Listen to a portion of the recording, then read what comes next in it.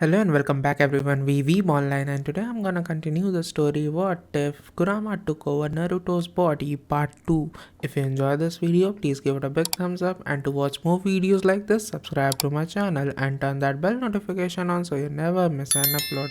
Now wasting no more time, let's begin. Iruka Yumino was expected to be a typical chunin. Due to his nearly 4 years as a genin, he had an impressive number of C and D class missions under his belt, as well as a few low B missions. Nothing else about him impressed me, except he'd evaded an ANBU squad of 6 chunin, broken into the Hokage's tower, escaped, and shattered nearly half of a veteran ANBU's bones. Something didn't add up. After running so many missions virtually back-to-back, Kakashi had returned to Konoha expecting his long-awaited and mandatory 3-day break. But it wasn't to be. Technically, Kakashi had 3 days to do whatever he wanted.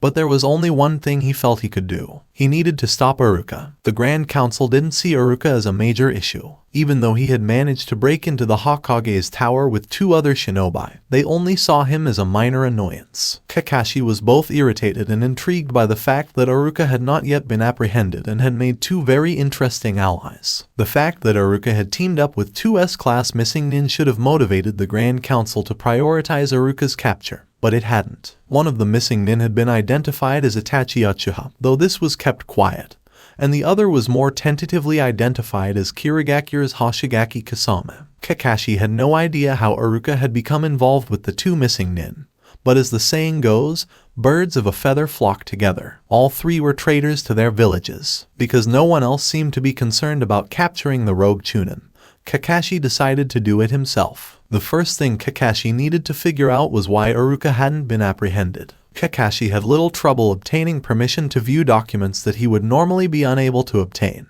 The copy nin was a hero once more, accomplishing twice as many missions as any other jounin while accompanied by his little genius genin. The Grand Council was happy to let him dig through old Yumino's paperwork, which Kakashi found very interesting. Iruka's parents were from Kirigakura, as Kakashi had discovered. Although the 2 were denied positions as Konoha shinobi, Iruka's father, Tako, worked as a medic at the hospital. Hito, Iruka's mother, was the Kiriga equivalent of a NBU, but she stayed at home to care for her son. To supplement her husband's income, she had also worked as a fishmonger. It was strange because Konoha didn't usually allow foreign shinobi to immigrate, but there had obviously been a complication with a virus that threatened to kill both Tako, Hito, and the newly born Iruka. Sandaime had always been a kind-hearted man, and Kakashi was certain that was the only reason the former Kiriga shinobi had been permitted to live in Konoha. Iruka had his own file, which was filled with complaints about pranks and a few official reprimands from the police. Iruka, who was born in one of Konoha's guardrooms,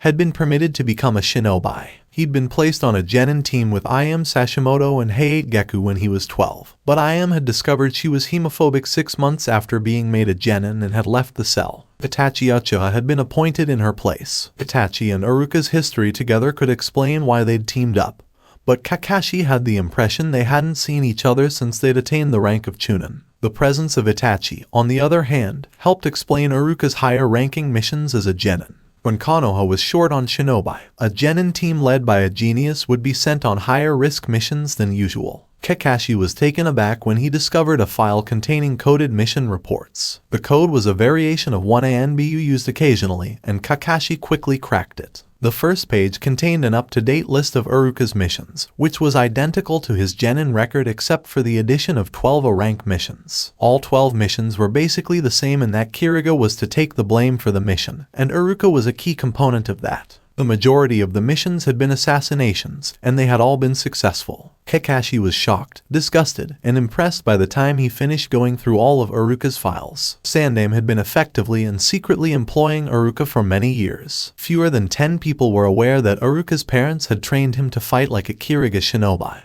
and even fewer were aware that Iruka's parents were from Kiriga. Kakashi needed to speak with someone who had been on a mission where Iruka was permitted to use Kiriga techniques. Iruka appeared to have needed express permission from the Hokage to use his parents' techniques on a mission, and Iruka had followed that rule religiously. The problem was that half of the Konoha shinobi who had witnessed Iruka's Kiriga fighting were now dead. Kakashi rummaged through some papers until he came across the name of a man he recognized as still alive, Genma Shiranui, Iruka's former jounin instructor. Genma was beginning to realize that there were many simple pleasures in life. One of them was being able to move his toes and fingers after a 2-week coma. He'd spent the entire morning wiggling his digits, overjoyed that he could do something so simple. He was going to leave the hospital this time with no brain damage, either temporary or permanent, and no physical therapy. The only drawback was that Genma had to stay in the hospital for another week. Normally, he could have just sneaked out, but the nurse on duty refused to tell Genma which IV was which. She stated that one was pain medication and the other was critical to Genma's survival. Genma could do without the pain medication, which gave him a strange floaty sensation, but he knew better than to dismiss the nurse's vital to your life part of her speech. Genma enjoyed his life. Genma wriggled his toes and smiled as each one moved exactly as instructed. It was one of the few options he had. His chakra was still healing, and Genma was easily tired. He slept or dozed the majority of the time. Lots of rest was supposed to aid in recovery, right? As a result, sleeping as much as he could would expedite Genma's release from the hospital. Genma turned his head as the door opened. He expected it to be his nurse, who was adorable despite her tyrannical insistence that Genma stay in the hospital for as long as possible. Genma thought she was sweet on him, and with a little flirting, he might be able to get her to reduce his sentence by a few days. Genma frowned as the door fully opened. Even drugged up, Genma couldn't mistake Kakashi for the cute nurse when he walked in. "You are not my nurse," Genma told the man, who had a file under his arm. Files meant paperwork, which Genma despised. "I apologize for intruding, Genma," Kakashi said politely as he shut the door and approached Genma's bed. "I'd like to ask you a few questions." Genma sighed. Ayaba submitted the mission report, and if he made a mistake, he can. "No, it has nothing to do with the mission," Kakashi interjected. He drew the room's single chair up to Genma's bed and sat. "Iruka Yumino is involved." Genma groaned once more and pushed himself into a sitting position. "I can't control him just because I was his jounin instructor. What has he done now?" "You don't know?" Kakashi asked, slightly surprised. Genma had worked with Kakashi once or twice before, and he was aware of how close-faced the man was. A hint of emotion on Kakashi's face indicated that the man was feeling a lot of whatever it was. "I've been in a coma for 2 weeks, and I don't keep close tabs on the kid anymore," Genma responded. It wasn't much of a deception. Genma had only checked in on Iruka once or twice after the deaths of Hayate and the Sandaime to ensure he wasn't suicidal. Genma was too busy to do anything else. He hadn't liked the quiet young man he'd met, and he had planned to pay a visit to his former student once he was released from the hospital. Iruka was the last remaining member of Genma's one and only genin team, and after basically being the brat's mother for almost 4 years, it was difficult not to grow attached. Genma got the impression that whatever trouble Iruka was in was far worse than pranking the chief of police or drawing mustaches on portraits of important political figures. As Kakashi began to speak, he braced himself for the worst. But the worst wasn't enough. Kakashi revealed the details of Iruka's betrayal with such emotionlessness that Genma could tell he thought Iruka was the worst kind of person there was. Genma remained silent until Kakashi finished his heartbreaking story. Genma sighed and rested his head against his pillow. Being in a coma for 2 weeks certainly throws one out of the loop. But that sounds like Iruka all right. "I think you're right, and he did snap right away. He never would have used Kiri the sort of jutsu he did to get away if he hadn't." Kakashi gave Genma a hard stare. "Are you surprised?" "I am, but it makes sense. Iruka was Sandaime's shinobi through and through. He believed the old man could do no wrong, and Sandaime entrusted the schooling of Konoha's future to Iruka. It's natural that he'd take that very seriously. There's no way he'd choose Konoha over one of his students, and besides." "Aside from that," Kakashi inquired, "they're outcasts with no family and no one who can fully understand what it's like except each other. Birds of a feather, ni." Genma closed his eyes. "What brought you here, Kakashi? How powerful is Iruka when he employs Kiriga Jutsu?" Kakashi asked calmly. Genma jumped, and his eyes opened. "You've dug deep into some top-secret files, haven't you?" "I did, and I discovered that you accompanied Iruka on almost all of his class missions, so it stands to reason you would know best what he is capable of," Kakashi replied lightly. He kept staring at Genma, and Genma knew he had to respond. "It depended on what we were doing. Iruka's not very stealthy, and he was better at attacking someone head-on than sneaking up from behind." But Genma paused. When he was a genin and things got bad, Iruka blanked out, probably from a berserker rage, and he never quite remembered what happened afterwards. That was when he was most dangerous to both his teammates and his enemies. He never actually hurt one of his teammates, but he came close a few times. It didn't happen as much after he became a chunin, but there were times when Genma coughed. He wasn't used to talking so much, and he was beginning to ramble. He blamed the unnecessary pain medication that was steadily dripping into him. He was almost ready to pull out one of the drips and hope it was the right one. Does he have the strength to be jounen when using Kiriga techniques? Kakashi pressed, bringing Genma's attention back to the issue at hand. Perhaps, Genma shrugged, but that was never an issue. He was barred from rising any higher than Chunin, and he was fortunate not to be permanently made a civilian. If that's what you mean, he's killed a fair number of jounin from other villages. Is that all you have to say to me? Can you describe some of Iruka's Kiriga techniques? Kakashi asked after a brief silence. It depends on whether he wanted to kill or heal. But it was like water or mist, Genma smiled. Drain chakra combined with pain medication was horribly irritating. It was smooth, flowing, and deceptively calm. Genma fell asleep after that and didn't hear what Kakashi said. He used to be terrified of being left alone. Right after it happened, he couldn't stand being alone in a room. He also couldn't stand staying in the dark. Now it was different. The man was teaching Sasuke everything he knew about the Sharingan, but Sasuke was actually learning how to use his Sharingan mostly by himself with the help of his family's old scrolls. Kakashi was really just there to make sure Sasuke didn't overexert himself and die or permanently injure his Sharingan. Kakashi had just come in to tell Sasuke that he was going on another solo mission.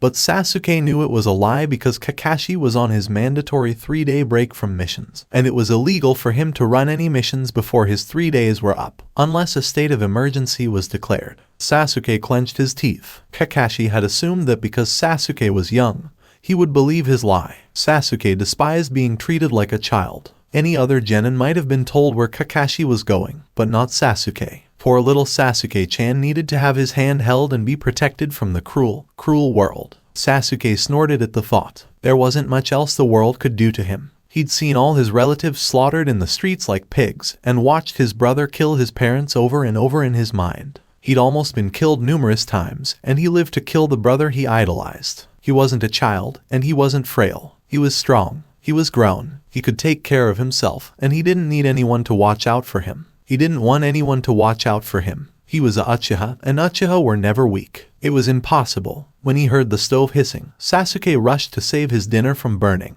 Itachi spent most of his time dissecting the scroll they had stolen from Konoha, and drawing different arrays in the dirt. Genius he was, but he had never been interested in sealing, summoning, and the like. Kisame insisted on sparring almost daily with Iruka, and Iruka had to admit that along with bruises, he was getting better. His reflexes were sharper, and he was once again becoming. Iruka insisted on leaving out instant ramen for the Kyuubi, much to Itachi's amusement and Kisame's consternation. Iruka was convinced now more than ever that the Kyuubi was following them, and something was eating the instant ramen Iruka had left out. The first bowl had completely disappeared, as had the next few, but last time the bowl had only had a few teeth marks on it and been a little melted. Iruka assumed it was a routine, though it felt so strange and alien that he had difficulty attaching the word routine to his actions. At least this routine got him thinking and made him feel alive again. At least he was trying to save a child rather than sending children off to their deaths. "Are you making more ramen?" Kisame inquired from where he was almost sprawled along a branch. The three shinobi rested in the trees as frequently as they rested on the ground, and Iruka had grown accustomed to it. Yet another strange thing that had become routine to him. "Hello, I hope Naruto isn't eating the chopsticks," Iruka grumbled. "Fiber is good for you," Itachi intoned from his ostensibly sleeping position. His thin arms tucked across his chest and his head bowed. "I don't think bamboo counts as fiber," Iruka grumbled, returning his focus to the styrofoam bowl in his hand. The water was boiling, and he could easily keep it that way. He could let his mind wander a bit as much as he ever let it wander these days. "I should stay and wait for Naruto to come eat," Iruka said half to himself, and Kisame snorted as Itachi opened an eye to look at Iruka. "You almost burned your cheek off the last time you got close to the Kyuubi, and now you want to get close to it while it's eating." Kisame shook his head. "If you want to die that badly, Kawa-chan, I'll be happy to do it myself." Iruka would have glared at Kisame if he wasn't so afraid of the fish man. "All I want is to be close enough to watch him eat it, to see if your ramen is assisting Naruto in maintaining his awareness." Itachi gently pressed. "Yeah," Iruka grinned, looking down at the bubbling water, "and to see if he's actually eating the chopsticks or if the Kyuubi's chakra is just burning them up." Itachi didn't even twitch, and Kisame looked amused, though he was amused by Iruka rather than what Iruka had said.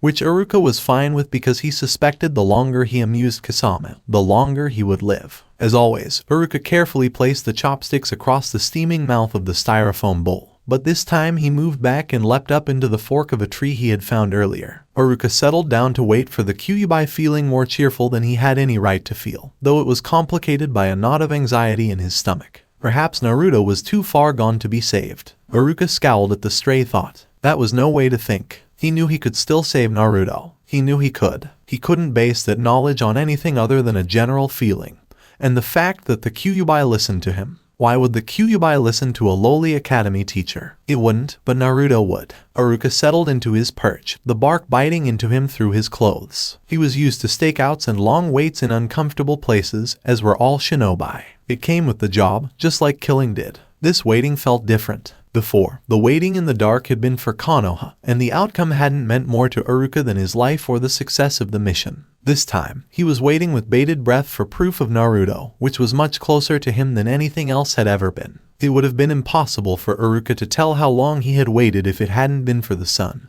which snuck across the sky while he sat aware, but unthinking. Thinking would have meant admitting that waiting was intolerable. The Kyuubi slid out from behind a tree and advanced on the ramen bowl, and even from his distant vantage point, Iruka felt sweat break out all over his skin. His eyes refused to focus on the glowing red chakra, but if he looked just to the side of the Kyuubi, he could watch it, even if it did hurt his eyes. The whole wood smelled of the Kyuubi, but it was a faint odor compared to the scent that followed directly in the Kyuubi's wake. Iruka moved enough to pull the neck of his shirt up far enough to cover his nose and mouth, and watched. The Kyuubi approached the ramen bowl with a casual grace that reminded Iruka of a cat. It sat, or perhaps just stopped. It was difficult to tell because Iruka couldn't look directly at it. The Kyuubi cocked its head and its clawed hands moved. Iruka saw the clawed hands press together for a moment and the Kyuubi's lips moved. The Kyuubi grabbed the chopsticks and began shoving ramen into its mouth like a starving man. Naruto was a quick eater, but he'd never managed that kind of animalistic frenzy when he ate. Iruka's heart sank a little, but he watched on. Iruka couldn't look directly at the Kyuubi,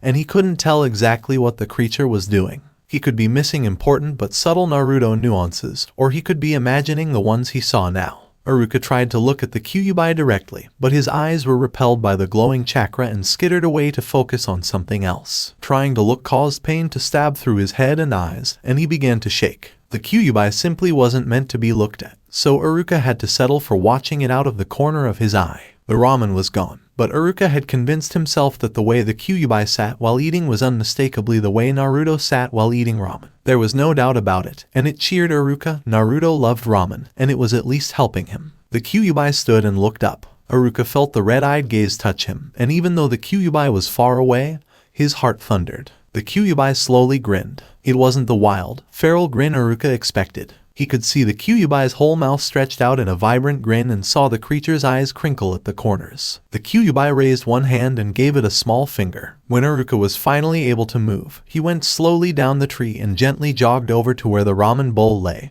It still had teeth marks on it and was burnt. Iruka felt a goofy grin break out on his face when he saw the chopsticks, slightly charred and splintered, set on top of the ramen bowl. Iruka didn't rush back to join Kisame and Itachi because he wanted to savor the moment he'd just witnessed. He felt rejuvenated and giddy because, after 6 months of believing Naruto was gone, he'd just witnessed incredible proof that he wasn't. Iruka sat leaning against a tree, waiting to come down from his high. He didn't want to return to Kisame and Itachi, unable to stop smiling like an idiot whenever he thought about ramen or Naruto or chopsticks or anything at all. Betrayal seems to suit you well, a calm voice said, and Iruka whipped around to see the great copy nin Kakashi standing only a few yards away, leaning casually against a tree. Iruka wondered how Kakashi had found him. Iruka slowly rose from his crouched position, keeping his kunai out. Something about Kakashi's stance made Iruka nervous, so he didn't move away or toward his former comrade, instead waiting for Kakashi to move. You seem to be doing well for yourself, Kakashi said without blinking, raising the hair on the back of Iruka's neck. I'm still alive, if that's what you mean, Iruka said slowly, returning to his battered Konoha jumpsuit,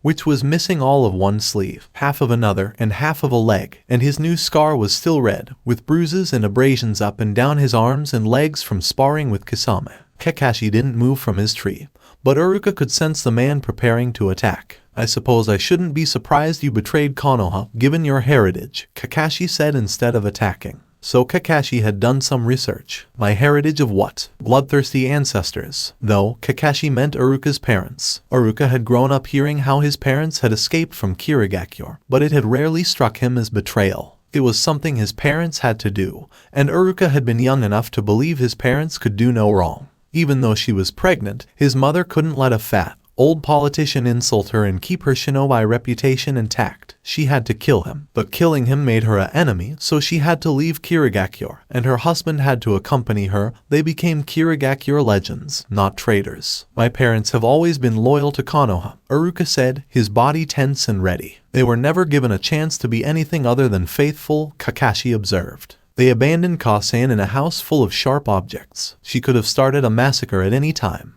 Iruka countered, wary and confused. Had Kakashi come to kill him, capture him? In either case, the man should have attacked instead of stopping to talk. No, she couldn't have, Kakashi said, leaning against his tree. She couldn't let anything happen to you because you were in the house, could she? After all, you were her only child. Iruka almost snorted. His mother would have dragged him along for the ride if she'd planned a massacre. Iruka had loved his mother dearly. She'd been an excellent shinobi, but his father had always joked she'd never been meant to be a mother. They've been gone for a dozen years, killed by the creature you're attempting to save. Kakashi's tone was light and speculative, but Iruka could feel the bite in the words. Naruto didn't kill them. Iruka almost growled, his grip on his kunai tightening. What was Kakashi after? Naruto has vanished. I was discussing the Kyuubi, Kakashi said, and Iruka almost jumped. Naruto isn't gone. And you know it, Iruka said, her eyes narrowing. Why else would I be used as bait to trick the Kyuubi into falling into a trap? If Naruto was no longer alive, any other shinobi could have done the job. But they needed me because Naruto was still alive. Have you ever considered the possibility that you've simply become too much of a liability to Konoha? Iruka Yumino, you're a dangerous person. Your police record is extensive, and the Hyuga sobering case was brought against you a few years ago. Perhaps it was simply time to eliminate a threat, Kakashi reasoned. So, why did they use you as well, Kakashi? Why put the great headache in a position to be ripped apart? Iruka noticed Kakashi's mangled left arm twitch. Iruka vaguely remembered hearing about the injury when it happened, but what had he been paying attention to at the time? I offered, Kakashi responded. Because you were wrong. Iruka pressed, attempting to seize control of the words they exchanged. What was their purpose? Was there one? Were they a trap? Just because you're doing your duty doesn't mean you're guilty, Iruka. It means you know where you belong. Kakashi blinked slowly. Are you even sure Naruto is still alive? Do you have any idea how many people he's killed? It makes no difference. It wasn't Naruto, it was the Kyuubi, Iruka growled. He didn't want to hear. He didn't want to know. Too many people had died already, and Iruka didn't want to know how many more had died. 36 shinobi have died as a result of the Kyuubi, Iruka. In addition, 15 civilians were killed. That's 49 people, Kakashi said accusingly. Look what Naruto did wrong. It's not his fault. Konoha tampered with the seal of the Yondiame. Naruto had nothing to do with people being killed. It was the Kyuubi. Iruka took a step forward and then stopped, clenching his jaw shut and staring at Kakashi. So Naruto is gone, and the Kyuubi has control of his body, Kakashi pointed out. Shouldn't you be doing Naruto a favor by killing his body so the Kyuubi can't use him anymore? He's not gone. Iruka almost recoiled at Kakashi's words. Naruto is still alive, and I'm going to re-establish his control over his body. How does that work, and is it even possible? How do you know there's enough Naruto to go around? Kakashi inquired. I'll give it a shot anyway. It's wrong to kill him because you believe he's gone or that regaining control of him is impossible. Kakashi, he's also a Konoha shinobi. Where is your devotion to him? Iruka spat. Enraged, was that the point of this conversation? Konoha comes before any one shinobi. Kakashi almost flinched, his voice strained. Hundreds of people rely on our village shinobi for protection, and the Kyuubi threatens them all. Then I choose Naruto over them. Iruka grinned, thinking of the ramen bowl behind him. Someone has to. And how do you know killing Naruto won't completely free the Kyuubi? It's a risk we have to take, Kakashi said calmly. But did that mean Konoha was prepared if that happened? How could one prepare for a demon attack? Kakashi went on. How do you know Naruto wants to live after the Kyuubi has killed 49 people with his body? It's not his fault, and it's not my decision. I won't decide whether he wants to live or die for him, Iruka said, glaring at Kakashi. Konoha got what it deserved for interfering with things that should be left alone. Well, I see there's no reasoning with you, Kakashi said, straightening up and pulling up his hitai. Iruka Yumino, you can consider yourself a missing nin and an official traitor of Konoha from now on. If Konoha is turning into a place where children are abandoned to monsters, I'll be glad to disassociate myself from it. Iruka grinned tightly and took a handful of kunai into his left hand, knowing what was about to happen.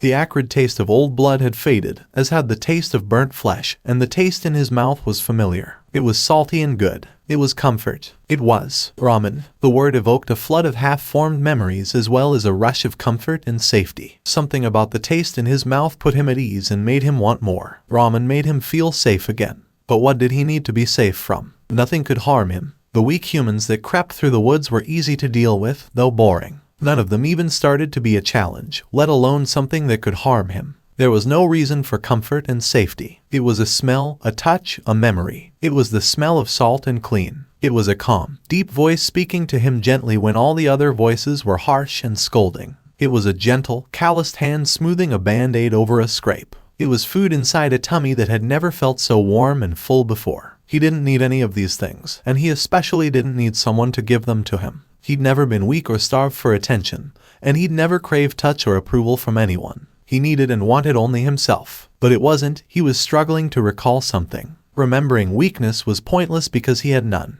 It wasn't weak, it was vital. It represented hope, food, comfort, safety, and a reason. "Iruka-sensei," Naruto exclaimed, looking around wildly. He could smell Iruka's lingering odor from somewhere, but it was too faint to tell where it came from, which was frustrating. Iruka was nearby, but where? Where was he? Fighting. Naruto felt a growl rise up from his chest. There was a fight going on. He could feel chakra spikes. One was Iruka, and the other wasn't. Iruka was fighting. Naruto growled again, sinking back into the Kyuubi's bloodlust. Fight? He'd fight. He'd show the pesky humans what a real fight was. He'd kill them both. He hadn't killed in a long time. He wouldn't kill Iruka. He'd never kill Iruka. No one would kill Iruka. He'd kill anyone who tried. The Kyuubi agreed. Maybe Kasama's attempts to dig the Kiriga shinobi out of Iruka were successful because Iruka immediately succumbed to Kiriga techniques as Kakashi attacked, which surprised Kakashi. Iruka managed to deflect the first few attacks before the two separated. Iruka didn't run or try to circle Kakashi. Instead, he stood firmly with his arms held in front of him. Chakra rolled through his limbs,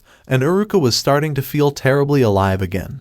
His heartbeat was pounding in his ears, and he knew one thing: Kakashi was trying to kill him, which made Iruka laugh. Iruka felt thousands of kunai and shuriken pierce his flesh, ripping through tendons and muscles and striking deep into vital organs. He was mortally wounded, crippled, and beaten. He was streaming blood and falling over, unable to support his own weight. Iruka snatched his teeth down and bit into his bottom lip, shaking off the fake pain. Iruka then received a solid punch in the gut from Kakashi, who was nearly broken by Iruka's chakra-enhanced knife strike. The two broke apart, and Iruka was covered in sweat from the Jinjutsu. Iruka had spent the previous 6 years teaching all the ways to recognize Jinjutsu, and now that Iruka knew what Kakashi's chakra felt like, bright white tinged copper like lightning, he wouldn't fall prey to another Jinjutsu. It was down to ninjutsu and taijutsu. Iruka had the advantage of knowing Konoha taijutsu well and using a style Kakashi was unfamiliar with, which almost negated Kakashi's extra experience. The two traded blows and blocks in a flurry of chakra-enhanced motion. Iruka stopped thinking and focused on killing Kakashi before he killed himself. The two leapt apart again, and Iruka formed 3 clones, pulling water from the air around him and the damp leaves beneath him. Kakashi responded with his own clones. Iruka dispelled one of Kakashi's clones with a kunai and jumped away as one of his own clones exploded in a mass of steam and hot water. The second followed the first's example, and then the third. Iruka only managed to cut Kakashi's right arm, the man's only good arm. His left arm moved, but it was weakened. They traded more blows, and Kakashi was getting the hang of avoiding Iruka's Kiriga taijutsu. Iruka cursed the Sharingan as he jumped away again. They were almost equals now, with Kakashi being a little faster, but Iruka having more power and a better sense of balance, as well as being used to the shifting leaves that covered the forest floor. But every advantage Iruka had was negated by an equal or greater advantage Kakashi had. Then don't think about it, just fight, Iruka exclaimed almost angrily as he took a glancing blow to the head, allowing instinct and the flow of battle to carry him away. Itachi spent much of his time resting, if that was possible. Actually, his body was resting, but his mind was a whirlwind of activity. Plots, strategies, and other things flew through Itachi's mind. He was mostly thinking of summoning and sealing jutsu. Kisame landed heavily on Itachi's branch, shaking it, but the Uchiha didn't even twitch. He'd known Kisame had been approaching him for some time now, and his partner had been trying to elicit a reaction from Itachi by landing so heavily on the branch.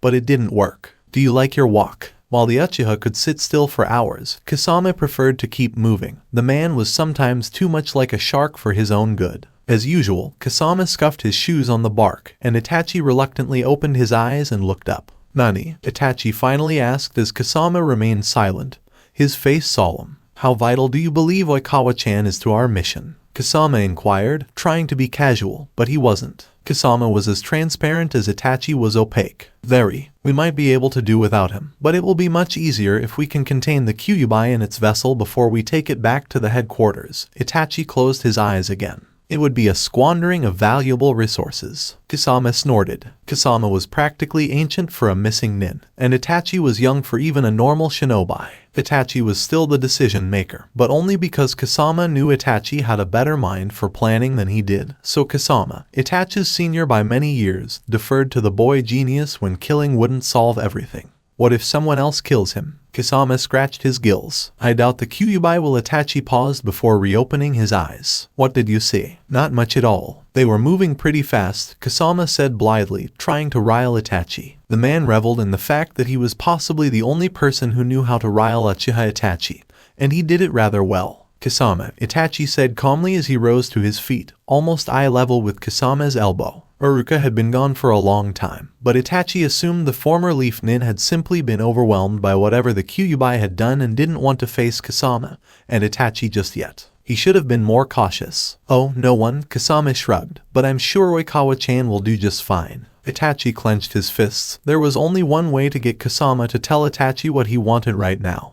And as much as Itachi despised doing it, he did it anyway. "Tell me who Iruka is fighting before I melt that smirk off your scaly face." Itachi yelled. Kisame's grin widened and his teeth showed. "Hade Kakashi." "What?" Itachi's emotion was real now, and he felt a cold stab of dread. There went his easy way out. "No, you don't think Oikawa-chan can handle him?" Kisame pricked. "No, he can't," Itachi stated emphatically. "Come on, Kisame, we're going to break up that fight, and you better hope Iruka is still alive." "Oh, I don't doubt it," Kisame laughed, "but do you really think he'll lose?" "Kakashi is going to use his blood to paint the forest red," Itachi almost yelled. Then the unexpected burst of emotion faded, and he was back to his usual indifferent self. "Come on." Itachi jumped off through the trees, and Kisame followed, still smug. If Iruka was killed, Itachi decided he would melt Kisame's face, or at least try. Sweat poured off Iruka, and his hair stuck to his face as he drew back from Kakashi once more. This was a stalemate, but it wouldn't last long. He needed a way to end this quickly. The longer this went on, the better Kakashi seemed to do. Even with a mangled arm, he was a formidable opponent. He lay gasping, pain stabbing deep into him. He tasted blood in his mouth, and he vomited. He had seconds before Kakashi was on him, and if he didn't get up, he'd die. He couldn't die before getting Naruto back. He couldn't leave the Kyuubi in control of Naruto's body. He couldn't. He had to get Naruto back. He had to live. Kakashi had to die, but how? Iruka jerked to his feet and jumped away from Kakashi's kick, which was meant to hit him in the face. And with as much chakra as Kakashi had put into the kick, Iruka wouldn't have had a face left, and even Konoha's best medic wouldn't have been able to save him then. Iruka felt a wicked grin break out on his face as he threw his last 5 kunai at Kakashi, putting more distance between himself and his opponent. Iruka knew how he could win. Now he only needed to get his hands on Kakashi's chest without getting killed. That would be the end of this fight, if Iruka could manage it. The man's white hair was sticking to his face worse than Iruka's. Iruka's exploding clones had thoroughly drenched the man earlier. Iruka felt his heart pound at the thought of finishing the fight, and maybe, just maybe, of killing Kakashi. Kakashi's hands flipped through signs, and Iruka knew what was going on before he heard the telltale sound. The silent forest was suddenly alive with the voices of dying birds. Chakra crackled and enveloped Kakashi's hand, and the leaves around him swirled away from the chirping mass of electric chakra. "Chidori," Iruka exclaimed, having never seen it but hearing about it. It was almost as legendary as Kakashi. The Chidori was held back, scattering leaves with a crackling rush behind Kakashi. The speed with which the man came at Iruka was incredible. The Chidori dazzled the eye and made it almost impossible to see the charging man. It was almost like trying to look directly at the Kyuubi. Iruka couldn't see Kakashi well enough to dodge. "So stand and fight." Iruka grumbled to himself as Kakashi closed in on him. Iruka's hands formed seals, and he sank into a fighting crouch, taking a bolt of lightning straight through his torso. Iruka's shoulder slammed into the tree with enough force to break several bones, and he could only wonder if Kakashi's hand was broken. It had to have at least skimmed the tree. Iruka gagged and choked on the blood from his bitten tongue that filled his mouth, and got a glimpse of his own torso. Kakashi's arm was stuck high through his abdomen, right under Iruka's ribs, but there. Iruka jerked his head up, hitting it against the tree behind him, and Kakashi stared straight at him, his eyes wide open with surprise. Iruka's trembling hands dropped away from Kakashi's chest, and he watched the water begin to drain from Kakashi's nose and mouth, darkening the mask covering his features, and the water was stained pink with blood as it ran off his chin. Iruka knew it had to hurt, but he couldn't feel it. The electrical charge of the Chidori had probably fried his nervous system as well as most of his internal organs. Kakashi flopped lifelessly to the ground, and Iruka leaned against the tree and trembled, managing 5 staggering steps before collapsing. He could see Kakashi's body and felt a twinge of regret. The man had been a fine shinobi, and it was a shame to see him fall in this place to someone who had, until recently, been his comrade. Iruka bitterly reminded himself that his death would be longer and more painful than Kakashi's. Iruka had drawn water from the man's body tissue into his lungs, drowning him and causing him to fall unconscious in seconds. The man wasn't dead yet, but he would be soon. At least he was unconscious and couldn't think about how he was minutes away from death. Iruka had failed. He was dying, and the Kyuubi still had control of Naruto's body. He had failed Naruto. He had betrayed him. Kakashi had been right. Iruka was just a traitor. He deserved death except that his death was his betrayal. Iruka almost screamed as the pain returned, pulling him down faster than before and forcing darkness into his vision. He tried to fight it, but he knew it was futile. He was going to die, and there was no denying it. He was already dead. No one could help him. No one could grow back bits of major organs. Something brushed against his right cheek, against his newest scar, reminding him of burning. But he was too preoccupied with other pain to notice. He was hallucinating. He was dying. You're not going to die. You simply cannot. Please do not perish. I require your assistance. Don't perish. Please, don't die. A hoarse voice Iruka might have imagined rose and fell uncertainly. Can I save him? I can. Cow, please do not perish. Don't perish. Iruka wanted to say it was too late.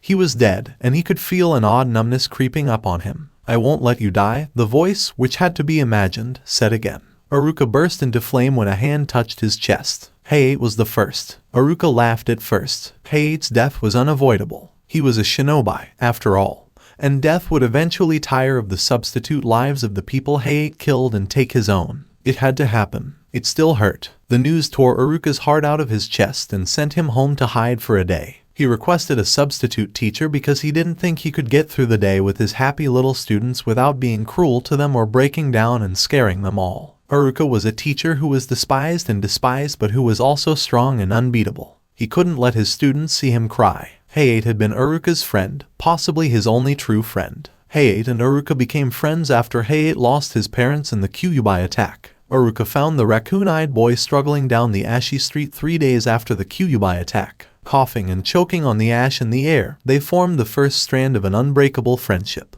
It was impossible to share such a terrible loss in time without forming some kind of bond. After Iruka's parents died, no one would sit near her, who had become moody and violent. He played cruel pranks on people, always humiliating and sometimes injuring those he victimized. No one wanted to sit next to him because he was filthy and frequently forgot to shower. How much can a 10-year-old be expected to do on his own? Height sat beside Iruka. Every day, the meek, clean, and sorrowful little Heiakun sat by Iruka the monster and helped him. He assisted Iruka in studying for his tests, and even shared his lunch with him when Iruka forgot his own. Iruka remembered Sloppy dividing Height's peanut butter and honey sandwich into halves and sharing Height's small bag of chips and bottle of juice. Height was Iruka's best and only friend, and they were assigned to a genin team together. As genin teammates, the two became like brothers, but only on each other. They were a good fighting team because they knew each other so well, and it was difficult for them to include the third member of their team.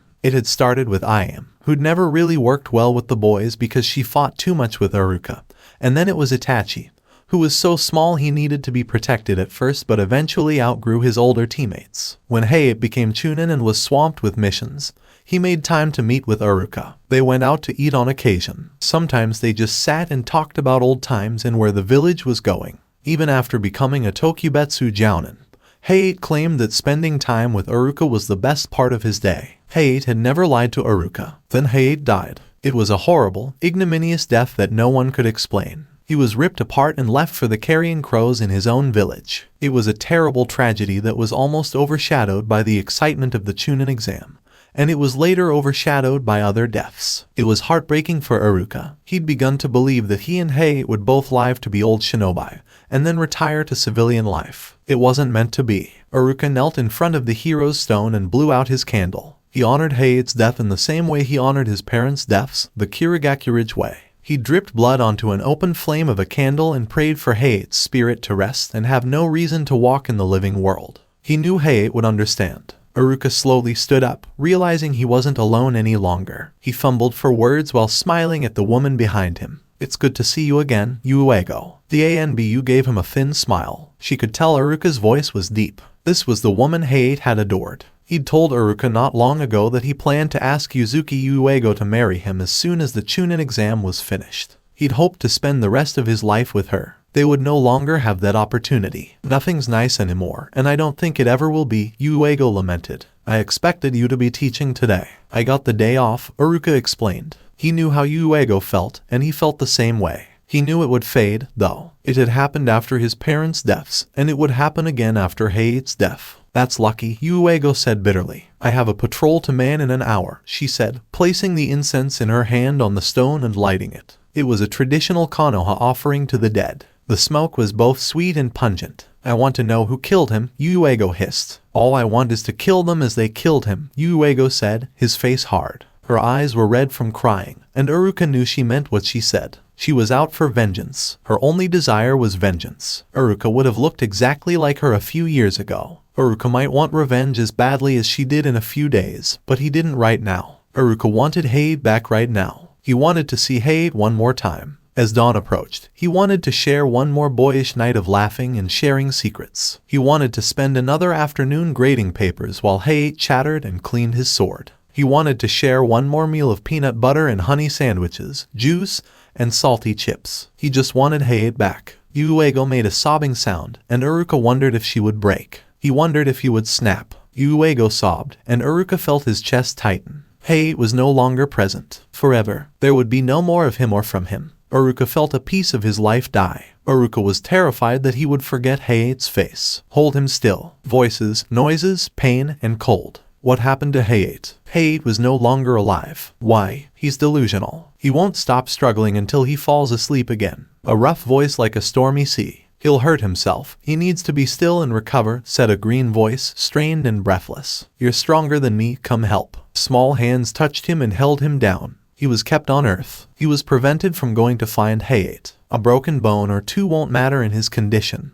Maybe you should let him break a leg so he doesn't run away again, the rough voice joked. He was restrained by larger hands. He was in discomfort. He screamed and struggled. He yelled. Og, screamed the green voice. Hold him down. He yelled once more. He died again when the pain in his neck flared up. Hayate's death was only the first blow. Iruka had barely recovered from the death of his best friend when he was dealt another fatal blow. Sandaime Sama died. He was killed in a glorious battle with his former student, but he saved Konoha in the process. All of Konoha's shinobi attended his funeral. Iruka was almost too sick with grief to go. Sandaime had been special to Iruka. Sandaime had insisted Iruka visit him once a week after Iruka's parents died to talk about how Iruka's week had gone. The two shared a cup of tea, and Iruka, eager for any attention, babbled happily to the old man. Sandaime continued to invite people to tea nearly every week until his death. It was amazing that such a busy man could sit and drink tea with a little orphan brat once a week. Sandaime had been a wonderful person. Sandaime had been Iruka's sole permanent advisor. He was the one who gave Iruka sound advice. He was the one who was constantly on the lookout for the little orphan who had no allies save another little orphan with a bad cough. He was the one who made sure Iruka had something to do and was not forgotten.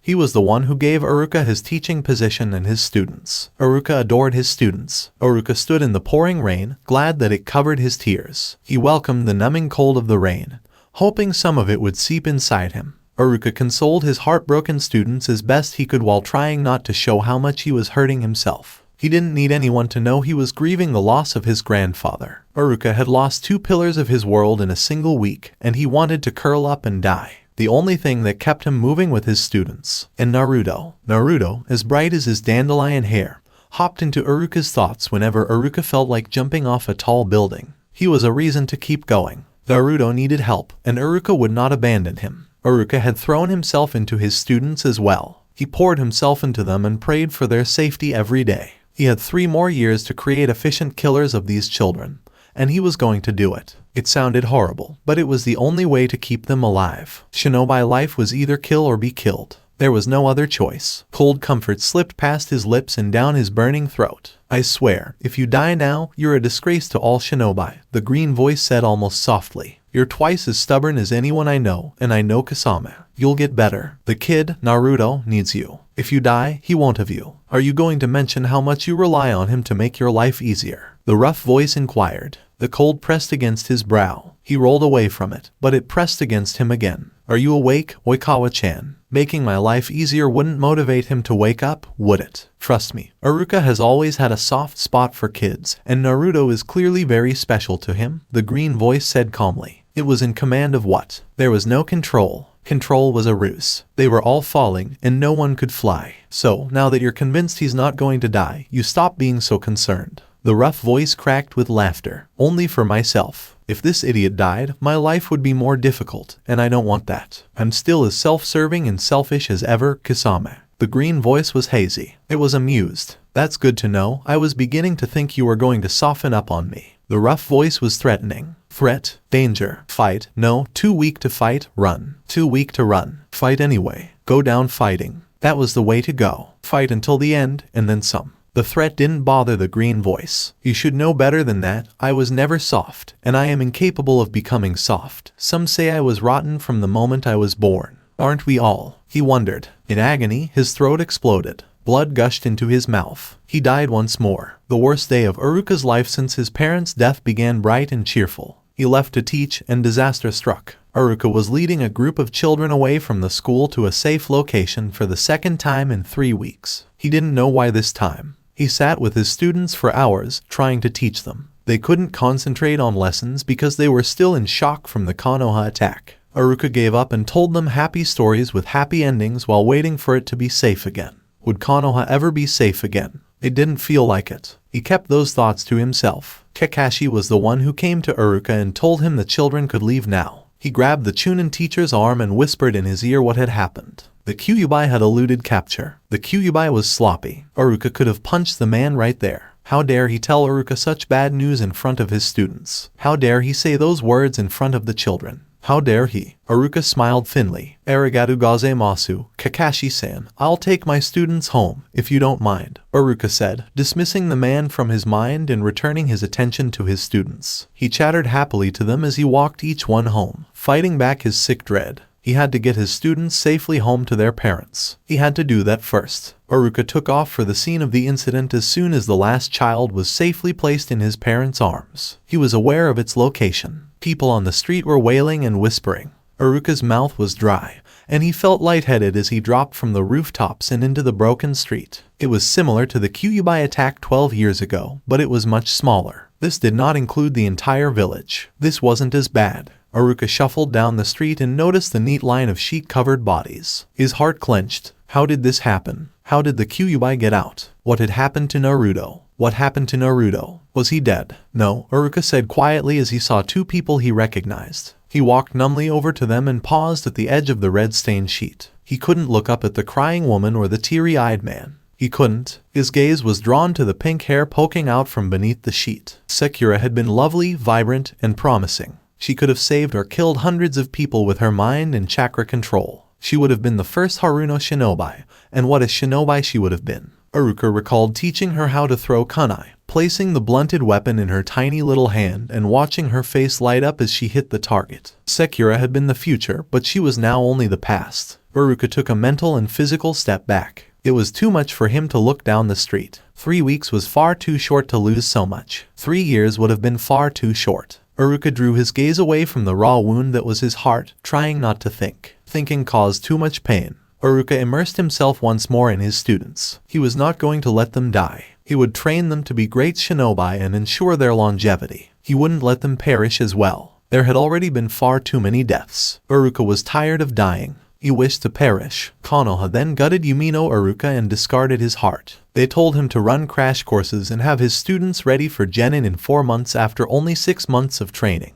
Iruka realized it was suicide for the children. 10 months was insufficient time to turn these 8-year-olds into murderers. 2 years was insufficient. He required more time. He wouldn't have that time, and he'd be sending his students to be slaughtered. Iruka became engrossed in his routine, driving himself and his students. He couldn't turn them into good genin, but he could teach them enough to keep them alive for a few more months, days, minutes, and seconds. He became a tyrannical monster in order for them to live. He knew they despised him, but they couldn't despise him as much as he despised himself. Every morning, it was difficult to get out of bed. Iruka almost always stayed in bed and watched the world go by. Only the thought of his little students being killed drew him out. He resigned from all mission desk duties and isolated himself from the other teachers. He paid no attention to who was on a mission and who was not. He didn't care who was dying, dead, or hurt. He didn't want to know anything else. When Iruka was approached with the mission to assist in the capture of the Kyuubi, he jumped at the chance. He just sent off his first group of suicide students,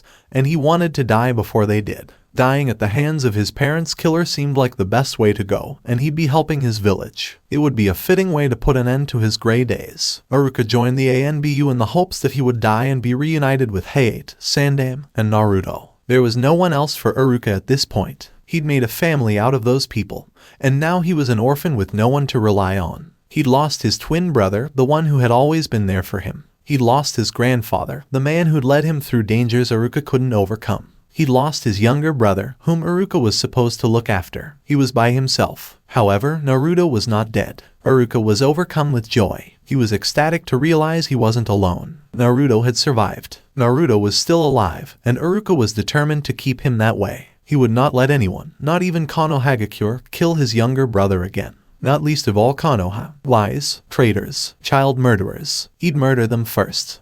His fever has broken, the green voice rejoiced. He'll be awake soon. You're so happy, the rough voice said, annoyed. If you're going to complain, go do something else, said the green voice. There's nothing to kill in these woods except that strange, toothy weasel I found yesterday. And that wasn't much fun to kill. You'd think living in a forest with a demon would be more exciting, grumbled the rough voice. You'll get your action soon enough, believe me, said the green voice, smugly. His brow was touched by cool hands. We can proceed as soon as Oikawa-chan awakens. The rough voice almost sang, Wakey, wakey, Oikawa-chan, I want to eat your organs. There was a laugh. Who knows what they'd taste like after Kakashi cooked them? Organs are best raw, after all. The sky was clouded over with light gray clouds. There was a cool breeze blowing, which helped to keep the sun at bay. There was something appealing about days like this. It promised rain in the future but let the sun shine. It was the kind of day that got kids outside to laugh and play. It was the kind of day that made you want to smile and laugh. It was not the right day for a funeral. Kiba had attended many funerals in his life. When a member of his clan died, he had to attend the funeral, whether or not the deceased was a shinobi. It was a sign of respect and unity. Death had no effect on the clan. Inuzuka would always be Inuzuka. Kakashi's funeral was no exception. People dressed in black stood silently in rows. Kiba could feel the sweat dripping down his back. He didn't even twitch in response to the sensation. He was too preoccupied with the person gently speaking to the crowd. People had flocked to Kakashi's funeral in honor of the great sharing in Kakashi. Kiba was there because Kakashi had died in the forest of Kyuubi. Kiba was brave enough to be reckless, but now he was terrified. He'd known he and his teammates were no match for the Kyuubi all along. But now he had something else to worry about. The Kyuubi hadn't killed Kakashi, according to whispers, and Kiba knew the truth. Shikamaru had been told the truth about Kakashi's death, and he had informed his team. Yumino Iruka had assassinated Hadake Kakashi. Kiba's body shivered at the thought. When he thought of his former teacher, he felt a pang of pain deep in his chest. Iruka had been Kiba's teacher for 4 years, and he had earned Kiba's trust. Iruka had always greeted his former students with a smile and inquired about their well-being. Kiba wondered if his perception of Iruka had been skewed for years. Kiba straightened up a little more and followed Sasuke's gaze down the line of people. Sasuke appeared paler and black than usual, but his face was as expressionless as ever. Kiba would have been enraged if he hadn't remembered Hinata's words. It must be terrible to be so alone. Wasn't the Uchiha truly alone? Ino brushed up against Kiba's arm and smiled discreetly. They'd be back on patrol after the funeral, with Kiba keeping an eye on the borders of the Kyuubi's forest, where Kakashi had died. Kiba could only guard that forest for so long before becoming a causality. How long until one of them died like Kakashi? Will Iruka go after them as well? Kiba clenched his fists, determined not to show his fear. If they weren't careful, fear would grow and devour them all. They'd be useless as shinobi, and how else could they be useful? Kiba swallowed, his nails biting into his palms. It was late at night. The majority of Konoha was shrouded in darkness and silence. The air was damp, despite the fact that it hadn't rained in a few days. Clouds obscured the stars, which was a good thing. Sasuke knelt in front of the hero's stone. Because he hadn't died protecting Konoha, his father's name wasn't on it. His father had been brutally murdered by his son and thus did not deserve to be engraved on the hero's stone. Sakura Haruno, barely 13 and only a few months into her Konoha service, was on the hero's stone. The Kyuubi had killed her. On the hero's stone was Hadake Kakashi. Kakashi had died in some way. No one explained how, and Sasuke had been denied access to his former sensei's body. He didn't believe the Kyuubi had killed him, but he did believe the man had finally gotten what he desired. Sasuke made no attempt to light a match or a lighter. He simply extinguished one of Uchiha's famous fire jutsu and lit his 2 cones of incense. He rocked back and forth from his toes to his heels as the incense burned, letting the aroma tickle his nose. Sasuke despised the odor of incense. He despised the way it adhered to his clothes and hair. He despised how it made him sneeze. He despised burning it because it was meant to honor the dead. And Sasuke despised seeing people he cared about die. He didn't clasp his hands in prayer, but instead rocked back and forth, watching the incense glow illuminate the last few names on the hero's stone. Sasuke imagined that if he returned during the day, he could count the names and discover that the Uchiha outnumbered every other clan on the stone, except perhaps the Hyuga. The Uchiha had been magnificent and illustrious. He was now the sole survivor. He couldn't leave the house without being reminded of it. People, particularly shinobi, whispered as he passed. He tried to ignore them, but a shinobi could only do so much ignoring. He was the last Uchiha, and he was destined to accomplish great things. He was destined to murder his brother. Because he was the last Uchiha, he was destined to restart his clan. Sasuke rocked back and forth more forcefully, pressing his face into his forearm. He was also the final member of Team 7. Sakura and Naruto had left first, leaving Sasuke and Kakashi behind. Sasuke told himself he wasn't bothered by the deaths of his teammates. He told himself they were silly and childish, and he had no attachment to them. He told himself that it would be better if it was just him and Kakashi. Kakashi then left, dead, murdered, and gone. Sasuke was the final member of Team 7. Because of the tightness in his throat, Sasuke gagged. He came to a halt and jerked his shoulders. His eyes burned, and he wished he wasn't the last one standing. Iruka awoke. It was a sudden and jarring sound, like a window breaking or dipping a hand into ice-cold water. Pain stabbed through his stomach as he sat up. For a brief moment, he felt the phantom pain of an electric hand slamming into his stomach, which was quickly replaced by the dull ache of a healing wound. He hunched over and instinctively clasped his arms across his stomach. The pain wasn't unbearable, but it was terrifying. The last thing Iruka remembered was Kakashi's arm through his stomach, which he couldn't get out of his head. He couldn't get the sensation of the electrified clawed fist sliding through his flesh out of his head. "Oh Heiyu," said a soft voice. Iruka turned around to see Itachi staring at him. Something inside Iruka snarled at Itachi, causing Iruka to tense up. He was injured and down, whereas Itachi was up and healthy. He should strike now rather than later. Iruka yanked his mind and body back under his control. He relaxed, which helped to relieve the pain in his stomach. What happened? Iruka should be dead by now. You sat up like an idiot, Itachi said flatly. Iruka frowned. What happened to Kakashi before that? I think you killed him, Itachi said as he sat down and looked at Iruka. He found it amusing. Iruka coughed and clenched his stomach muscles in pain. His throat was parched and raw. Had he been yelling, "How come I'm still alive?" "Because you have the luck of an idiot," Itachi replied, leaning against what appeared to be a massive root. "Do you have any other painfully obvious questions for me?" Why Iruka came to a halt and shifted his position to relieve the pain in his stomach. What happened to Same-san? Out, fishing. There was something dangerous about Itachi's gaze on Iruka, as if Iruka were something that needed to be disassembled and examined. If Kisame saw Iruka as an exotic pet, Itachi saw him as a new toy. How long would Itachi be satisfied just staring at his new toy? How long before he became bored and wanted to disassemble it? Kisame almost strolled into the location where Itachi and Kisame had stashed Iruka's unconscious body. Iruka wasn't in the mood to investigate what appeared to be a cave of massive roots. His stomach ached, and he ached all over. Iruka reasoned that Kisame might be able to answer his questions better than Itachi. What happened to me? Same.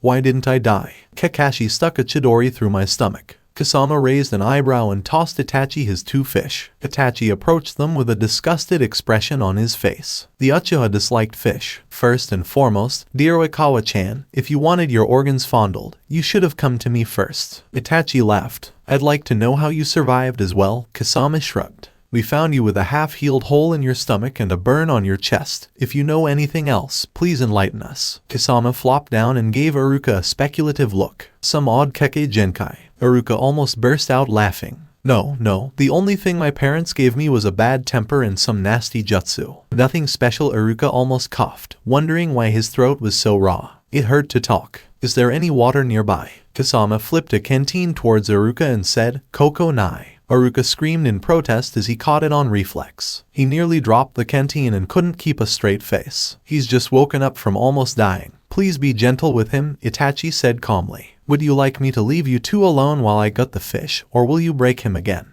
Kisame laughed. I'm not going to break Oikawa-chan, and I'm not even going to touch him while you're gone if that makes you happy. Itachi observed. You wouldn't have to touch him to kill him the way he is now, but he left with the fish. Kisame returned his gaze to Iruka, who was happily sipping her water. None of that is going to come out of the hole Kakashi made in your stomach, right? Not that I can tell, Iruka said, but if I start leaking from strange places, I'll let you know. He could feel the water slosh around in his empty stomach. Do you have anything to eat? Kisame shook his head. That nasty instant ramen you've been feeding the Kyuubi, and the fish Itachi is ruining. I don't understand why he insists that the organs aren't edible. Does he even eat the liver or the heart? Iruka inquired. Nah, won't touch him, Kisame said, shrugging. I'm not sure why, but the best part of a fish is its still convulsing heart. I prefer the liver, Iruka stated emphatically. He winced and coughed slightly. Why is my throat so raw? Kisame appeared to be ready to answer questions at the time. Perhaps he was relieved to see his exotic pet awake again. It must be exhausting to be alone with Itachi, because you kept us entertained by screaming, talking,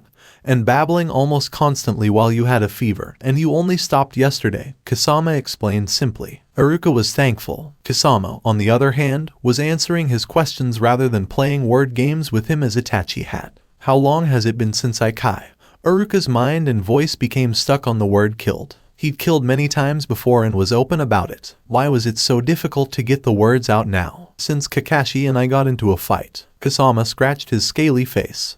4 days. Yeah, 4 days. Your fever broke early last night, and you've been peacefully snoozing since then, which was a nice change from delirious and loud. By the way, you socked Itachi in the jaw. Iruka grimaced. He thought he remembered something along those lines. He couldn't believe he'd been unconscious for 4 days, let alone that he wasn't dead. Why hadn't he died? What was I going on about? Oh, different things. You kept calling for Hayate and telling him to wait up, which Itachi didn't like, Kisame explained. Iruka preferred the pain of a chidori in his stomach to the sick feeling he got when Kisame mentioned Hayate's name. He'd never faced that pain, instead burying it beneath layers of grief and exhaustion. Hayate had never been properly mourned, unlike Sandame. Hayate, what do you think of me now? As he screwed the cap back on the canteen, Iruka felt sick sorrow burrow into his chest. He wanted to curl up and die. He was weak and shook from the exertion of sitting up. He was frail. Lay back down, Itachi said as he returned from gutting the fish. Itachi had commanded an ANBU squad when he was 13, and he had a commanding tone of voice. Iruka, as I watched Itachi duck, I realized they were in a root cave, at least partially underground. Iruka lowered himself back down onto the slightly sour-smelling blankets, feeling the pain in his stomach subside slightly. It was unsettling to lie down while Kisame and Itachi moved around. He was tense, expecting an attack at any moment. Will he ever be able to unwind completely? Had he chosen a life of suspicion and distrust? Iruka moved his hand to carelessly touch the hit I ate in his flak vest's pocket. It was not present. Iruka jerked upright, causing pain to pierce his body, and grabbed his flak vest from beside him. He shook it and began searching through all the pockets. Where had his hit I ate vanished to? Had it slipped out of Iruka's zipped pocket while she was fighting Iruka? How did it get out of a zippered pocket? There was no gap in the pocket. It's not there, Itachi spoke softly, but it rang through across the air to Iruka. Iruka bristled. What? Your hit I ate isn't there? Itachi said again. Where is it? Iruka's voice rasped, and something hot and burning lapped at the edges of Iruka's consciousness. The skin on his chest burned. Itachi gave a shrug. In Konoha, somewhere. I don't know what they do with the hit I ate of missing nin when they get them back. Maybe they burn them or just throw them away. What? There was a definite growl in Iruka's voice. Itachi's eyebrow twitched, and Kisame sat forward. He could feel a fight brewing. Iruka was just as surprised as they were by the growl. Why did he have the urge to jump up and go for Itachi's throat? I took it out of your flak vest and put it with Kakashi's corpse. Itachi's red-tinted eyes were half closed.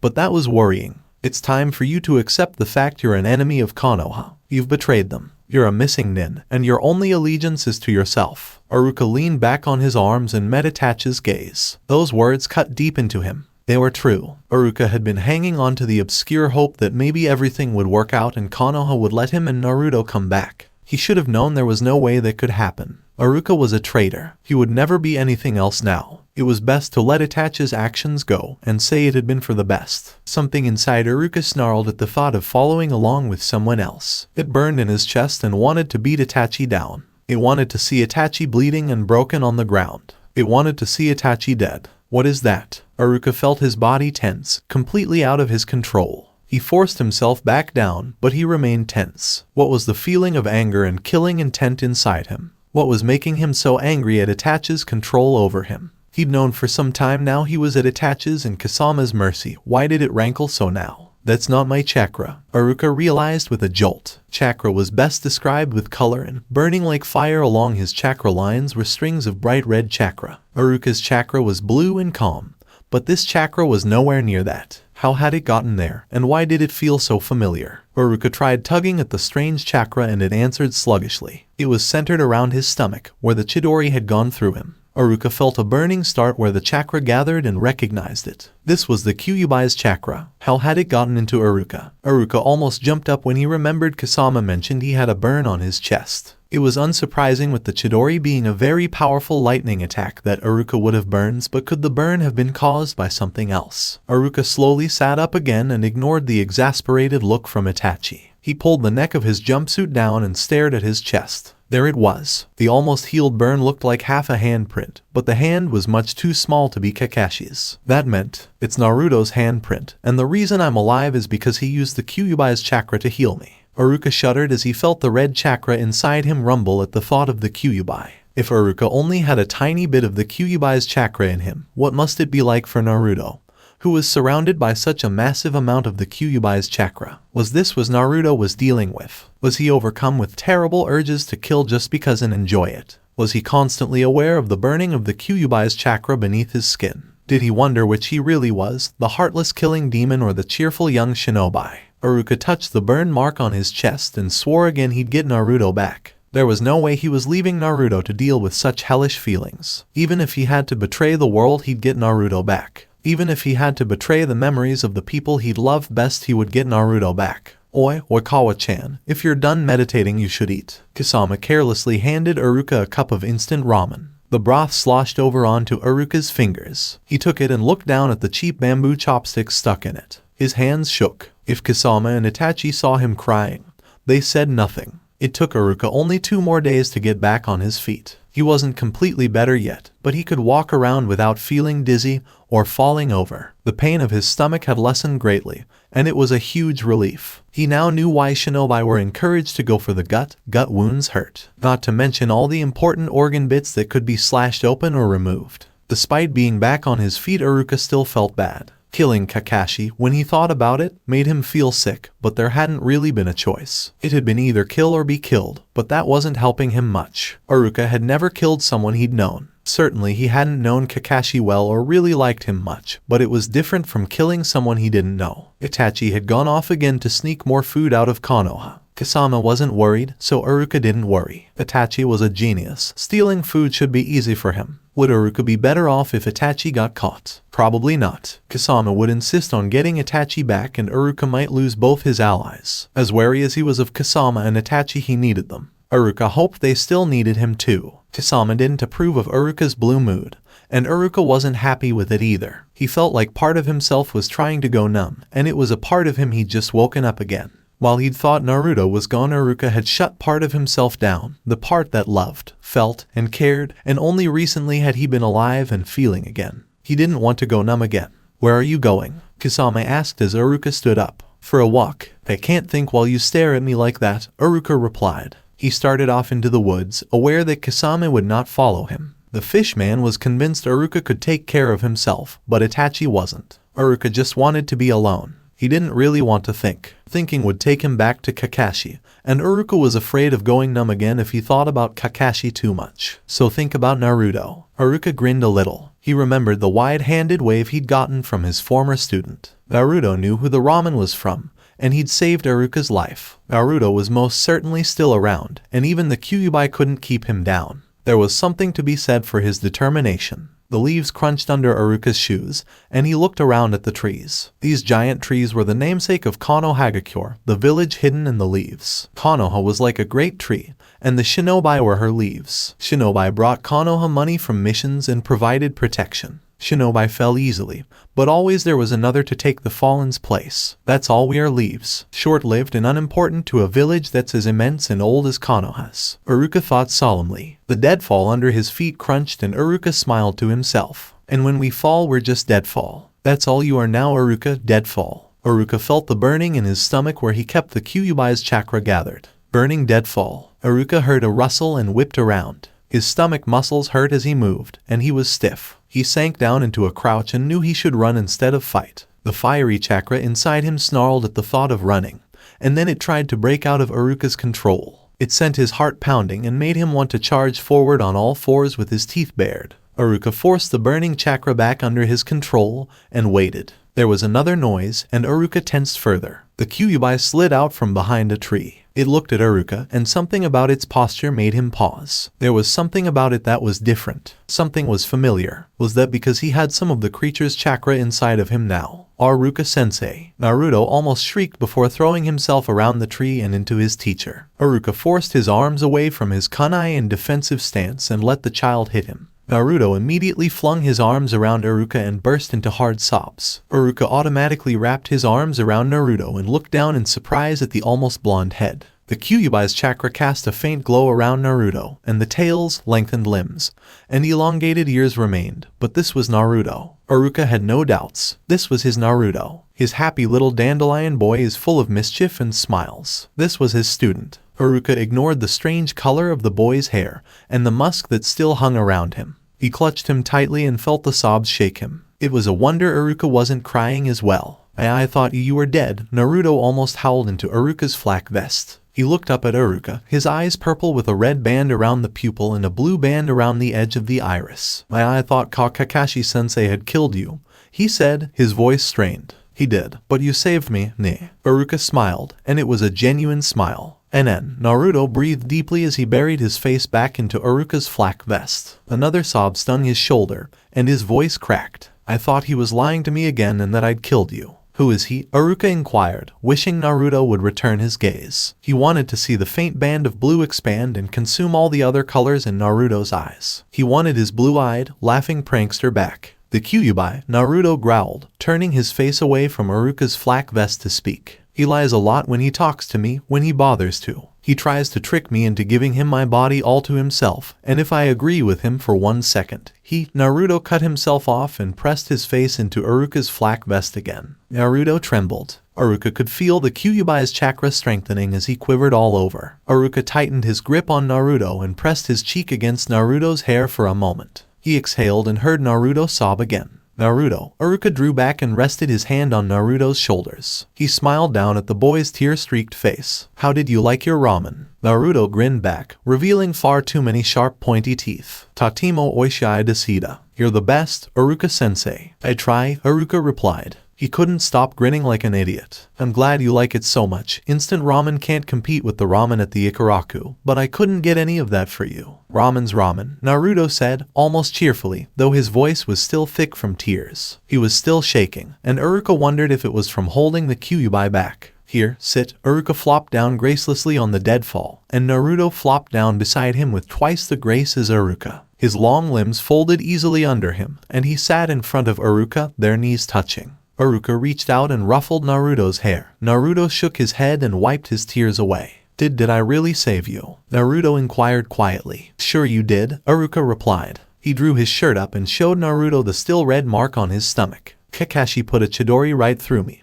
and there's probably a matching scar on the other side, Naruto said, leaning around Iruka to look at his back. There is, Naruto exclaimed, surprised. See, you did save me. I was dying before you came along and healed me, Iruka explained as she ruffled Naruto's hair again. Did it hurt? Naruto asked, his gaze fixed on Iruka's scar. Dying? Iruka inquired, and Naruto nodded. A lot. Naruto frowned. Does dying always hurt? Iruka reflected on Kakashi's mostly painless death, and the shinobi's quick instant kill strikes. Not always, but sometimes, Naruto inquired. Was he asking because he wanted to know how much his death would hurt? Did Naruto want to die? Naruto paused, tears welling up in his eyes. Do you think Sakura was hurt a lot when I won the Kyuubi when she died? For a brief moment, the question rendered Iruka speechless. Tears began to fall down Naruto's cheeks once more, and Iruka reached up to rub them away with his thumbs. No, I don't think it was. She probably didn't have time to be scared before the demon swooped down and killed her. Naruto shuddered and closed his eyes. Was he wondering if all the other people the Kyuubi had killed were in pain? Some must have been.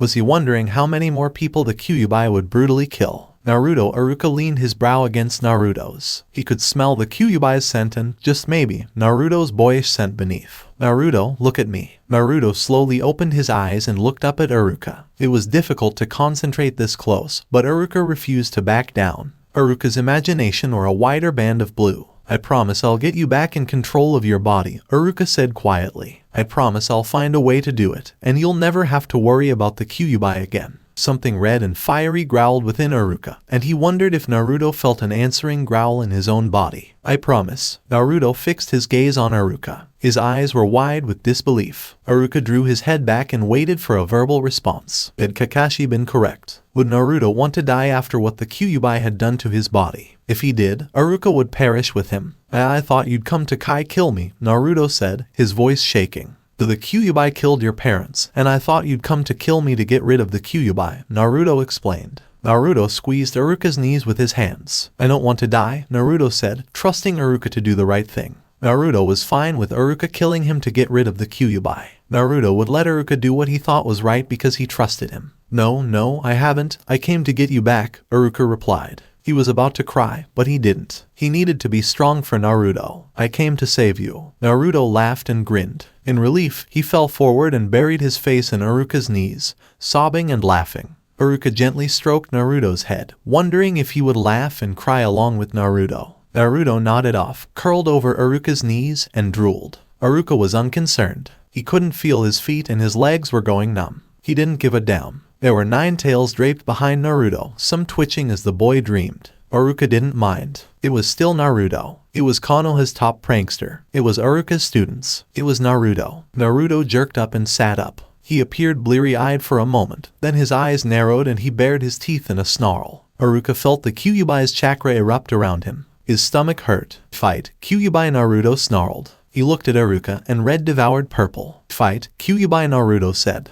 It backed up, its teeth bared and claws flexing, as it looked at Iruka. Won't kill Iruka sensei, Kyuubi, Naruto snarled, and Iruka thought it sounded more like a regret than a reassurance. So, during the fight, Naruto was defeated by the Kyuubi. The boy had found a way to keep the Kyuubi from killing Iruka, but did that include injuring him? Could Iruka rely on the Kyuubi not to hurt him, or even not to kill him? Kyuubi, Naruto drew back even more and snarled. Naruto, Iruka called softly. He was met with a red-eyed stare that caused his mouth to dry up. The smell and oppressive chakra were back, but not as strong as they had been the previous times Iruka had faced Kyuubi Naruto. Don't worry, I'll protect you and won't let anyone hurt you. The Kyuubi face Naruto's twisted into a rage-filled snarl, and then it smiled. Kyuubi Naruto vanished, leaving a faint odor and a tingle of chakra on Iruka's skin. Well then, I wonder who's fighting, Iruka muttered as he clambered to his feet. His feet and calves were numb. He took a moment to shake the feeling back into his legs before returning to where he'd left Kisame.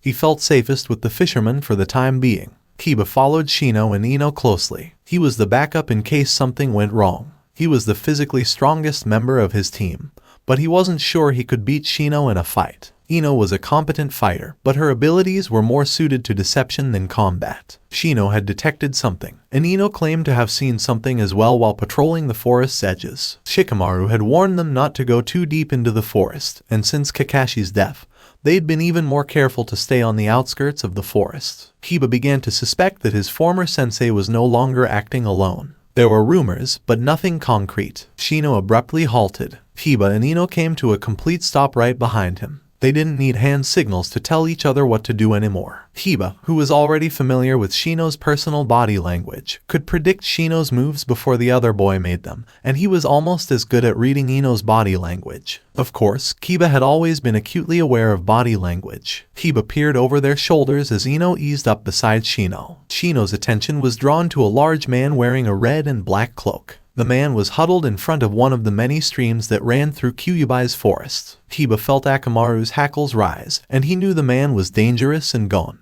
The genin reacted quickly, but it was almost too late. Something large landed where they had all been crouched seconds before. Kiba threw himself back and snarled. Akamaru growled as he fell out of his shirt. The man, who was huge, blue, and grinning with bloodlust, was dangerous. He was a serial killer. He was going to kill them all for fun, and he was going to drag it out as long as he could. Kiba yelled, "Fledge." It was part of the code Shikamaru and Shino had devised. Fledge meant return to the village and seek assistance. I'll keep him at bay. Kiba knew he'd only be stalling the blue man, but he could at least help his teammates flee. Akamaru agreed, snarling. Shino and Ino didn't even pause before leaping and attempting to flee. The blue man swung a huge bandage-wrapped thing, sword, staff, what? At them. Kiba threw himself at it and slammed his palms into it, knocking the blue man off his swing and tearing through the bandages with his hand. He yelped as the skin on his hands shredded. Akamaru threw himself at the fish man and was easily kicked away. Kiba jumped away and prepared to fight. He and Akamaru had a better chance fighting together than apart. They needed to be coordinated. They might not win, but they can at least injure the blue man before he kills them. Akamaru, yelled Kiba. The half-grown pup jumped to Kiba's side, or tried to. The blue man swung at Akamaru and nearly hit him. Kiba charged forward, throwing a fistful of kunai. The blue man swung his massive sword with ease, warning Kiba of his immense strength. He was also swift. The giant sword slashed Kiba in the chest, ripping away his clothes, skin, and light chest armor. Blood gushed from the wound, stinging. Kiba landed on the ground and rolled to his feet, only to drop back to avoid a swarm of viciously barbed kunai. He rolled away from the blue man and to his feet. He ignored the pain in his chest and prepared to run after the blue man once more. Kiba was struck in the back by a sharp weight. He crumpled to the ground, his chest exploding in pain as the dead leaves and fallen twigs dug into his bloody flesh. Steel was pressed against his neck, hard and sharp. He screamed and tried to wrench away from the steel. Someone clenched a hand in his hair and smacked his head against the ground. He was entrapped. Kisame, grab the mud and be careful. It may appear harmless, but it could take off your fingers. The voice above Kiba was young and polite in a vague way. Kiba yelled as the blue man, Kisame, shook Akamaru in an iron grip. He struggled, but it only made the kunai press harder against his throat. He could feel a trickle of blood running down his neck. Kisame grinned and gave Akamaru another shake. How attached do they become to their dogs, Itachi? The Enuzuka. Very attached. Most keep the same dog as a partner their entire life. Itachi, the voice above Kiba, said. Kisame grinned, and Kiba felt a shiver run down his spine. He'd seen that smile enough times to know what it meant. He could see what was going to happen. He lurched, trying to break free and reach Akamaru, oblivious to the kunai against his neck. Kisame grabbed Akamaru's leg. The snap resounded throughout the forest. Kiba's scream drowned out Akamaru's. He struggled and fought. He cursed and felt tears well up in his eyes. Kisame was torturing Akamaru, and Kiba could do nothing. Kiba threw his head back and attempted to kick Itachi. Despite his flailing, the man remained firmly perched on his back, holding him to the ground, and Kisame prepared to snap Akamaru's other leg. Kisame snarled at Kiba, who snarled back without saying anything. He wished to sever the man's throat. What's going on? A new voice inquired. Kiba recognized the voice. He recognized the snap of command in it. Kiba flinched. That voice could make half the shinobi in Konoha flinch. But Kisame simply turned his head and looked at the speaker. Ah, Oikawa-chan, nice of you to join us. Have a nice walk. Kisame was still leering. Kiba was surprised to see Iruka. Iruka was slimmer than Kiba remembered, and he had a shiny new scar across his left cheek. His clothes were ragged, and a hole had burned through his flak vest. He was also missing his hidaite. He almost appeared dangerous. Kiba recognized Iruka's angry expression all too well, but what could his Chunin-sensei do against a monster like Kisame? Put Akamaru down, Iruka said as he walked forward. He was filthy, with dead leaves clinging to him in some places. Same-san, put the dog down. Kiba was expecting his sensei to be killed when Kisame shrugged and dropped Akamaru. Iruka lunged forward and grabbed the pup before he hit the ground. He tucked Akamaru against his chest and turned to face Itachi. Now, Itachi, if you'll let Kiba up. Iruka let the request trail off, shifting his gentle hold on Akamaru to avoid touching the pup's injured leg. Kiba was still hoping for a surprise attack from Kisame to take out Iruka. I thought we talked about your ties to Konoha, Itachi said lightly, amused. Kiba shivered. This has nothing to do with my ties to Konoha, Iruka stated calmly. His voice was smoldering with menace. This is about my ties to my former students, and I'm not going to sit here and let you torture one of them. Then go away and let us, Itachi suggested, but he was slowly getting off Kiba. Kiba struggled to get up and discovered he was shaking all over. His chest was on fire, and he was sick. Iruka hissed as Kiba sat up and knelt down in front of him, gently placing Akamaru beside Kiba. Kiba isn't a threat to you or Kisame. In fact, if you let him go, the genin will continue to guard the forest's border, which is to your advantage, Iruka said to Itachi without looking away from Kiba. How did he know genin were patrolling the forest border? Had he seen them? Itachi walked away, a bland look on the back of Iruka's head. Kisame gave Kiba one last leer before following Itachi back into the trees. Itachi had an uncanny resemblance to Sasuke. Let's get this bleeding stopped, all right. Iruka smiled at Kiba. Akamaru nudged Kiba's hand, and the boy looked down. He noticed Iruka's hands weaving through signs and the green glow of healing chakra gathering around them. I had no idea Iruka-sensei was a doctor. Kiba thought blearily before collapsing forward into Iruka, who smelled of dead leaves, fox, and comfort. So I will continue the story in next part. Till then, we weeb offline.